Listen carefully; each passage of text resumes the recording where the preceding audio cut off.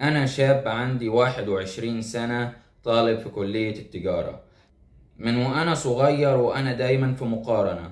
بص ابن عمك فلان دخل طب، بص ابن عمك فلان بيصلي وماشي عدل، انت مالك كده؟ اتعلم شوية.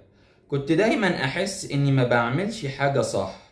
لو جبت 90% يبقى هما جابوا 98%. لو دخلت كلية يبقى هما دخلوا كلية أحسن. حتى لو كنت كويس في حاجة لازم يتقال طيب وفلان أحسن منك في دي كمان. في الأول كنت بحاول أثبت نفسي، بس مع الوقت بقيت شايف نفسي قليل. بقيت أخاف أجرب علشان ما أتقارنش بيهم تاني. بقيت أخاف أجرب علشان ما أتقارنش بيهم تاني. ثقتي بنفسي اتكسرت وبقيت حاسس إني مجرد نسخة فاشلة في عيلة كلها ناجحين. كنت محتاج بس حد يقولي انت كويس زي ما انت، وربنا خلقك مختلف علشان يكون ليك طريقك. بس للأسف الكلمة دي ما سمعتهاش، سمعت بس صوت المقارنات وصوت خيبات الأمل. سؤالي ليك يا عبد الرحمن، أنا وصلت لمرحلة مش عارف أحب نفسي. إزاي أرجع أبني ثقتي من تاني؟ طبعا طبعا المقارنات دي من الحاجات اللي أسر كتير جدا بتعملها، وللأسف الشديد دي بتعود على أبنائنا في غالب الأحيان، وفي كتير من الأحيان بتعود على أبنائنا بالسلب للأسف الشديد. أنت كأب أو أنت كأم لما تقعدي تقولي لولدك بص فلان ده أحسن منك، بص ابن عمك ده أحسن منك، بص ابن خالتك ده أحسن منك، للأسف الشديد هو في احتمال كبير إنه مستواه ما يتحسنش. اللي بيحصل إن هو بيكره ابن عمه أو بيكره ابن خالته.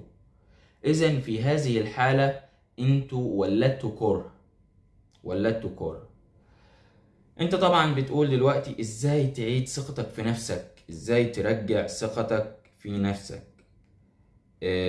ازاي ترجع ثقتك في نفسك من تاني؟ والله انت ركز في مستقبلك، وخلي عندك يقين وثقة في ربنا، انك طول ما انت بتتعب وبتركز على مستقبلك وبتعمل المستحيل واقصى ما في وسعك واقصى ما في جهدك، وبتركز في مستقبلك، عمر ما ربنا هيخذلك. انت ما تثقش في الناس، خلي ثقتك في ربنا، وخلي ثقتك في نفسك، وقرب من ربنا وصلي واقرأ قرآن، ان شاء الله ثقتك في نفسك هترجع. وركز على نفسك وركز في مستقبلك، وما تبصش على اللي حواليك، وما تبصش على الكلام السيء او الكلام السلبي، لانك لو بصيت للكلام السلبي عمرك ما هترتفع في المستقبل.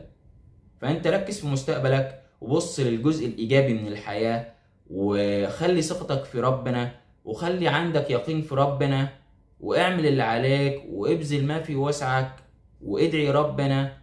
وان شاء الله ربنا مش هيخذلك، ربنا ما بيخذلش حد، ربنا هيوفقك، وفي يوم من الايام هتبقى حاجة.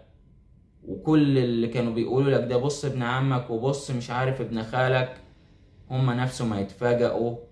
لان انت طول ما انت هتعمل اللي عليك هتوصل لحاجة. ركز في مستقبلك وركز في نفسك، وما تبصش للكلام السلبي، بص للكلام الإيجابي. وما تقعدش مع ناس يحبطوك، اقعد مع ناس يرفعوا من روحك المعنوية، وإن شاء الله خير. ودي كانت حلقتنا، أراكم في حلقة جديدة وإلى اللقاء.